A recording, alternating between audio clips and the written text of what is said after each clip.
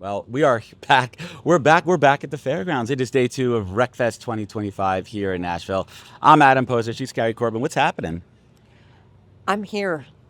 And that's half the battle of day 2 at any of these events. If you could make it for a 9:15 interview, that's half the battle. It is. Well, Carrie, we should get a gold star for our effort, for at least the minimum level of effort to get here this morning. But we're here on the Purple Acorn Network, and I'm back. I took a little hiatus, but I'm back here on the Purple Acorn Network. Happy to be here and happy to be speaking to you. So for everyone out there, please let everyone know who you are and what you do best So, professionally. Carrie Corbin. I have been in this industry for a long time. I co-founded a recruitment marketing advertising agency, Hope Leigh Marketing Group, and we're about 5 years old. And but previously, I was on the client side. I was a practitioner. I've been with a lot of big brands. Some you may have heard of: AT&T, American Airlines, Dell. Some small little companies. Yeah, small little companies. Where I, built employer brand, led recruiting strategy before I decided to kind of go out on my own and do it for more companies than just one at a time. That's an interesting one. I love talking about the pivot and when I speak to founders. So let's dig into that a little bit. When did that game plan come into vision to leave corporate and do your own thing? Well, I was Funny story. Funny. I was a single mom. So I was part of the early breeder program in Oklahoma. My daughter she just turned 29. The But early breeder program. We'll double back on that one too. but I've always been very, I guess, just ambitious, goal oriented, and pretty successful in my career. But it's definitely not without its challenges. So I knew early on that at some point I was going to go on my own. So when my daughter was probably about 8, I finished my business degree, went ahead and got my MBA with the intent of at some point I knew I was going to own my own company. I just didn't know when. Was that a hard transition for you? No, it was once she was out of the house, I was like, I'm on my own. But when there's you're a single parent, you're providing for another person. It's harder to take a risk when you're in that situation, providing for a family, versus when I'm just on my own. Much easier to take that risk. But Yeah, so you roll the dice and you bet on yourself and you go for it. But you knew you had the experience, you had the Rolodex, you had the clientele. What was that first time early on when you got punched in the face as a business owner? Maybe you expected something to turn out different.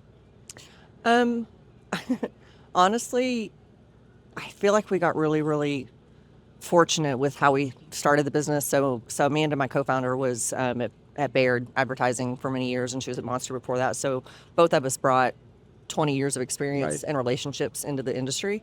And that's part of it. It's like we had built so much capital and credibility over the years that we really got out of the gate pretty hard and had a lot of early success. And you had the momentum and the win. We did. And actually this year's probably been the hardest year just because we're like fully in, like 5 years in, like we're a real grown up business with a team, and it's the business side of just, we've just been really fortunate. But it's the actual running of the business part that's the hard part, right? We know what we're doing on the delivery side. And they're done that. Yeah. That's the work. Yeah. But yourself as a leader, how did you have to evolve as a leader now that it's your company, people working underneath you directly? This is and your co-founders, this is your business. This is your baby. Yeah. So how did you need to evolve as a people leader? Well, it's just, I've been a people leader for many years. I've led a lot of teams, but there's definitely a difference when it's your company. When it's your company, right? And there's that moment of your team is never going to ever have the hustle at the level that you are because it's not their company. You can't expect them to. Right. And so that's where it's like really managing those expectations of, So we've actually been pretty generous with how we've set up our PTO and benefits and everything that we do for our team, and again have been really lucky with the team that we have. I would hope that you guys eat your own dog food, right? If we're talking about employer, like first for everyone out there, let's define and differentiate the two between recruitment marketing and employer branding. So employer brand, I think, gets bastardized a little bit in our space, right? Anything that touches how we show up gets called employer brand. I've been in HR for many years, and anything that touched HR became employee engagement. It's kind of the same thing. And when we talk about employer brand identity, it really is. It's about your culture. It's not about the lipstick on the pig, which is what a lot of the recruitment marketing is, right? And so we've spent a lot of time really building our culture and trying to build a company that our team wants to work for.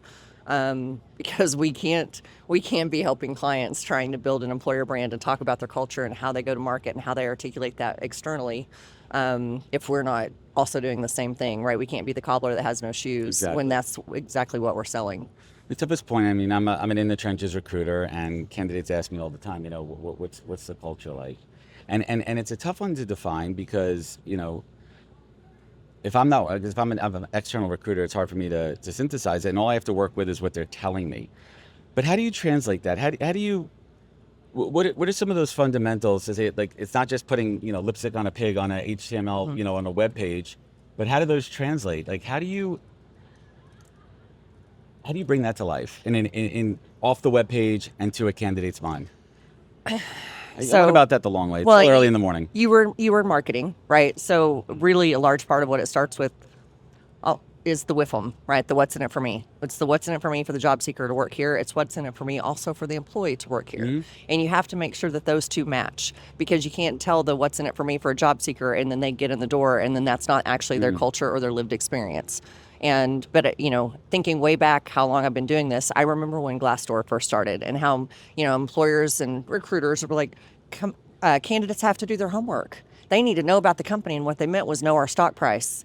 Read our reports, know a little bit of history, have read the About Us. At the time, like a lot of companies didn't even have career sites. So when Glassdoor happened, it freaked a lot of employers out, right? And so, but people need to know about what your lived experience is. And so the way I kind of term it is it's the good, the bad, the uniquely you, because they don't want to know all of the selling points. And that was every company's first thought was we've got to sell. We've got to tell everybody how great we are. And everybody wants to be an employer of choice. Not everybody's an employer of choice. Are you an employer of choice for you or an employer of choice for him, employer of choice for me? Those mean different things, and you're never going to be that for everybody.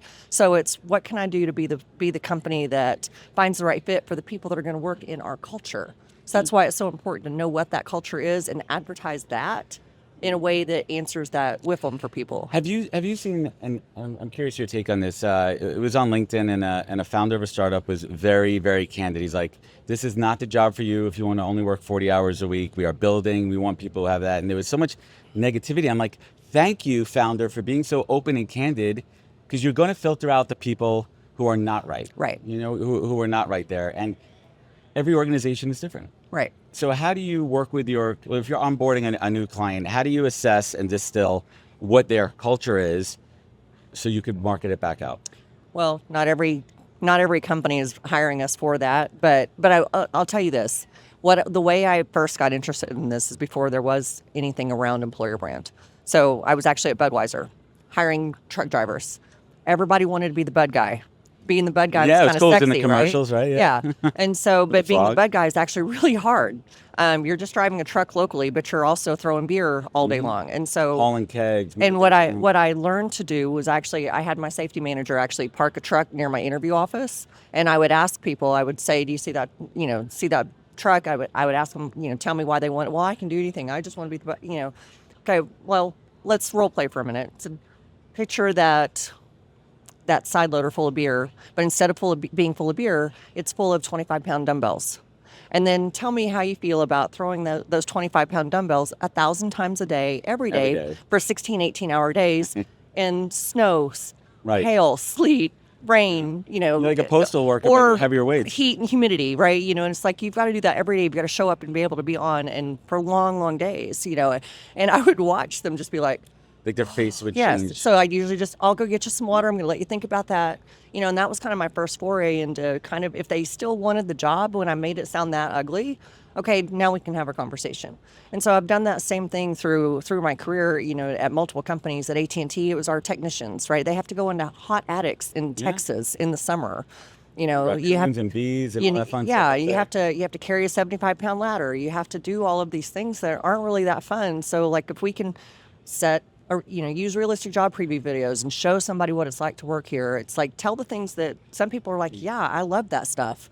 that's who we want to sign up. And that's where the recruitment marketing piece comes into play. But you've got to know what the culture is to be able to tell that story. One leads into another too, and you also have to think about the current employees when you think about retention and ensuring that is still paying off and keeping them excited. So when you're designing the timeline or a plan for an organization, it's all those touch points, right? It's not just the external piece to attract talent, but it's the internal piece as well there too. So I told you I wasn't going to ask about it, but I'm going to. Okay. Let's spin it this way. I'm sure you've been messing around with AI and all the tools out there. What's something that's exciting to you in your world that has made your job either opening up creative portals or making your job more efficient so you can spend more time on the strategy and the thinking? What tools are you guys messing around with? Being able to use, and some of it's AI, some of it's still people, but being able to build the tools and the technology to be able to just do focus groups at scale, to be able to do analysis at scale. The analysis takes time. When we're doing projects where we have to really spend a lot of time interviewing people, and then we have to distill that down and pull the point, and really understand all that stuff. That stuff takes time, and time costs money. And that's a large part of what can drive up your costs when you're dealing with employer brand or recruitment marketing or just any messaging or storytelling. You want to have some discovery elements. So that's one of the biggest things that where we see a big impact, because that can dramatically reduce that. I think what I always tell people is, you need, even if you're fearful of it, you have to at least try it. Like, use it in your personal life, mess around, and see where there's opportunities to try it out. What's scaring you in the space? What's keeping you up at night? Like, do you fear that recruitment marketing is going to be fully taken over by some GPT tool? No, or can because no. I don't, but I've been in the space long enough where I've watched us pivot from newspapers, to the internet, from here. fax machines, newspaper, telephone, right to internet. It's just another iteration of how we evolve what we do. From just the core recruiting to the messaging to the how we engage, and the hope is that it's always making us more efficient and scalable. That's really what we need to focus on, and use it. I said it 1,000 times, but use it as a tool, not a crutch. Mess around with it. So let's wrap it up here. We're looking around. What vendors? What is giving you that aha moment of RecFest from yesterday? Well, Maybe a speaker. Was there someone that excited you? I said, I'm listening. My ears are perked. I was really Melissa Thompson from Ford. It really actually brought in just. And it's not technology, it's just how we measure and show up. She talked about quality of slate.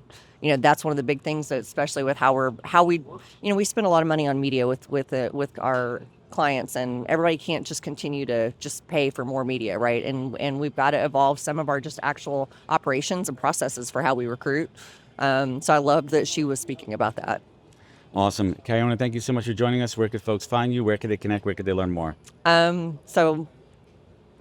Hope Leigh Marketing Group, we're easy to find, right? And I'm the Carrie Corbin, so I'm easy to find. But I'm on LinkedIn, so I'm very, very easy to find. Well, I'm glad we worked through the smelly cat voice this morning. Yes. We're all recharging or charging back up. We're getting back to a good base level to get day 2 moving. We're here on the Purple Leghorn Network.